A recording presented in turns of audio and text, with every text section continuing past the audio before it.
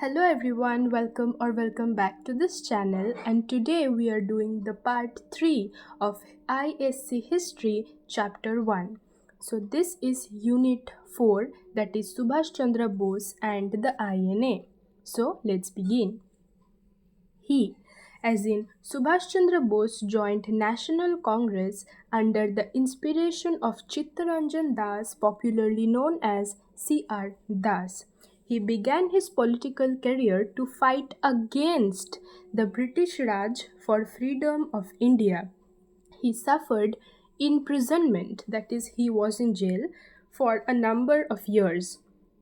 He was even home imprisoned for a certain period of his life. He was always against the moderates in the party and vehemently opposed the continuance of British rule in India. He also strongly opposed the Dominion Status Resolution of the Indian National Congress. So, if you have seen the previous parts of this series, you know what Dominion Status means. It means we do not get complete independence. Certain portfolios like the foreign affairs, defense, etc., those will still be under the control of British Raj and we get independence for the name's sake. But what the Indians wanted was complete independence. The next point here is very important, and I would like to draw your attention to this, that is, he was always against the moderates in the party. What do we mean by the moderates of the party? So, if we look into the freedom struggle of India, then the political leaders or the freedom fighters were divided into moderates and extremists. Now, what did the moderates do? If you know the names like Dadabhai Naroji, Gopal Krishna Gokhale, M.G. Ranade, Surendranath Banerjee, so they were the moderates who believed in negotiation and constitutional methods. So they always focused on pleading to the Raj, then filing petitions to the government. They would demand for reforms, civil rights, and then more Indians in the administration. They believed in constitutional methods, that if they will go and negotiate with the British Raj, then British Parliament, then they'll get independence. So all of this, they didn't want to fight, they didn't want bloodshed. All they wanted were negotiation. On the other hand, extremists like Bal Gangadhar Tilak, Bipin Chandra Pal, Lala Lajpat Rai, popularly known as the Lal Bal Pal, then Aurobindo Ghosh, they were the extremists. Now they advocate for Swaraj, that is self rule, that is complete independence. They promoted boycotts of British goods, the Swadeshi movement, if you know. They focused on protests, mass mobilization, and strikes. So they basically asserted for national pride and cultural revival. So the difference between the moderates and extremists is that the name suggests very well that the moderates would be very peaceful and try to negotiate, while the extremists would take several steps to actually gain independence. So the fact that they were always pleading and praying to the British Parliament, Subhash Chandra Bose actually were against them. Now, what do you think? Was Subhash Chandra Bose considered extremist? No. He was actually even more radical compared to the extremists also. So Bose is not equal to the early extremists, while he was radical revolutionary. He was a militant nationalist leader. Why? Because he actually made INA, that is Indian National Army. So he was even more radical compared to the early extremists. So these are the several points you should remember, because it actually gives you a background, a basic idea of who he was. Subhash Chandra Bose then formed a new party known as Forward Bloc in Calcutta. So this also had socialist ideologies. So On 22nd June 1939, on the basis of socialist ideas and principles, the aim of the party was to bring all radical elements of the Congress Party in the newly formed Forward Bloc. Changing situation in the Southeast Asia. So when we read through this, if you read this, you'll get all of the ideas about what was actually going on. But to sum it up, we can read from here also. In the Tokyo Conference, March 1942, it was decided that an Indian National Army would be formed under the command of Indian Independent League.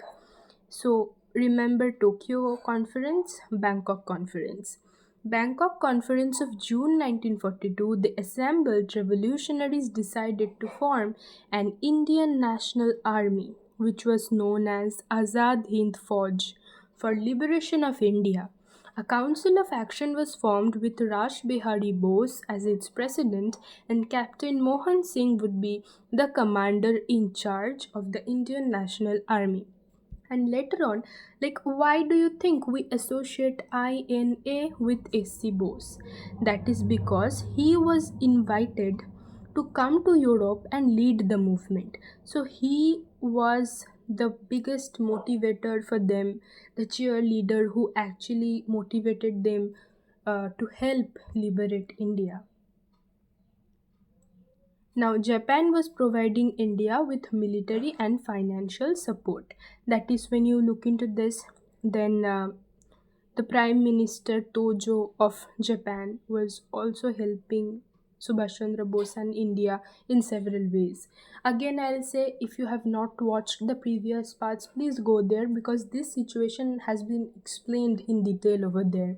That the fact that Japan is not direct enemy of India, while they had enmity with Britain, and India being a colony of Britain could have been suffered due to Japanese aggression.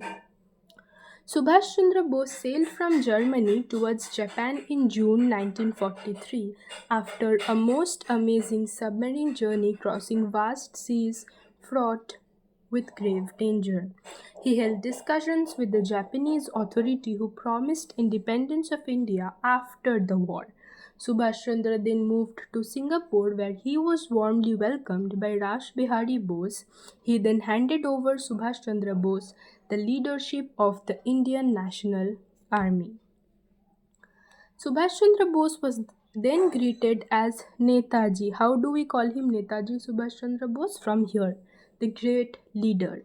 Subhash Chandra then mobilized about 20,000 captured Indian forces. He then set up the Provisional Government of Free India on 21st October 1943. This provisional government then declared war on Britain and the United States. This government was recognized by the Axis powers and their satellite countries like Burma, Thailand, and others. He founded Indian National Army headquarters in Rangoon and Singapore. Now we will focus on the success of INA in the Southeast Asia. Please excuse the noise if it comes. I'm really sorry. I cannot really help with that. INA then joined with the Japanese army in its march towards India. He then gave his historic call Jai Hind and Delhi Chalo. The most famous declaration of Netaji was तुम मुझे खून दो मैं तुम्हें आज़ादी दूंगा. That means, if you give me blood, I will give you freedom. Now, what does this literally mean is that if the Indians would fight for their motherland, and when you fight, you in turn end up bleeding. So if you give me blood, as in if you fight for your own nation, I will give you freedom. So you fight for your own freedom, the freedom of your motherland, and I, as in Netaji Subhash Chandra Bose, will help you gain independence. INA advanced up to the Indian borders, and after a strong fight with the British Army in Assam Hills, crossed the Indian borders on 18th March 1944. So they reached India too. Then INA hoisted the tricolored Indian national flag on Indian soil. So we will come to know about the collapse of INA. So due to weather conditions and the fact that Japan actually surrendered in the World War, this made India suffer. As a result, we couldn't gain independence at that point of time. The success of INA was short lived. Japan had to withdraw its forces for engagements with the USA in the Pacific region. So, Japan was supporting India to get into the Indian land and fight for the independence. But the fact that Japan actually had to fight USA in the Pacific region, they withdrew their forces. At the same time, the rainy season started in the region, so weather conditions. The British Army also organized their forces, started counterattacks, and captured Rangoon. The INA soldiers fought heroically, but the collapse of Japan and its ultimate surrender on 15th August 1945 sealed the fate of the INA. It could not stand on its own and too met defeat. So we couldn't get any help from outside, weapons or the army, the weather conditions, so we were basically trapped in the situation. The INA soldiers were then disarmed and made prisoners of war. It is said that Netaji died in an air crash on his way to Tokyo, but people still refuse to believe the story as it has not been surely proved anyway. So, if you look into documentaries or stories, then all the theories out there, you will find, and even truly, we Indians, we still do not believe that Netaji died that day through this plane crash because we never received clear proofs about this.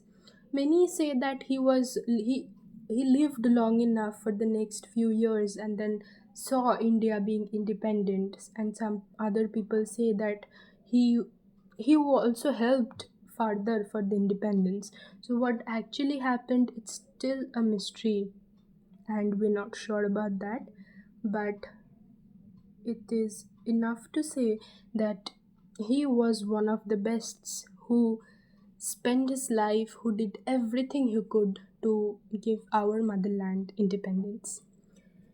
Moving on. Review of Netaji's policy. Subhash Chandra Bose's policy of receiving support from the fascist powers like Germany and Japan has been severely criticized from different quarters, but it should be remembered that he did it only for India's freedom, nothing more. By organizing the INA, he set up an example of patriotism before the Indian people. Now, the fact that he went to Germany, he went to Japan in order to get help, he was criticized. So we were actually about to be forming a democracy, okay? And his party, that is the Forward Bloc, was advocating socialism. So the fact that he went to some fascist powers to seek help, he was heavily criticized. But remember what your book says, this is so true, I believe, that he did not do it for his own gains. He went and sought help because India desperately needed independence at that point of time. So he went there not for his own good but for India's independence. So his contributions should be, like, we should be grateful for that equally. Now, when he organized the Indian National Army or the Azad Hind Fauj, this actually set up an example of patriotism in front of the Indian people. And slowly, many other people also started learning what true patriotism actually means. Significance of the INA movement. The heroic struggle of Netaji and the INA occupy an important place in the history of Indian national movement. This had far-reaching consequences in Indian politics.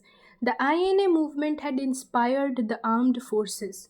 Now the armed forces of India, who were practically under the British rulers, were heavily influenced by this INA movement. We'll come to know about it in details in just a bit.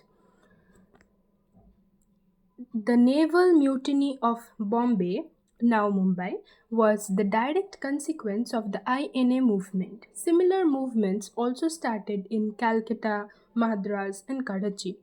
It was now felt in the British official circle that it would be impossible to hold India by force any longer.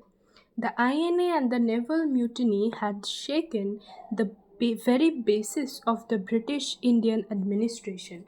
Now, the fact that INA was fighting heroically for the independence of India, the Indian Armed Forces, the Navy of India, which included mostly the Indians.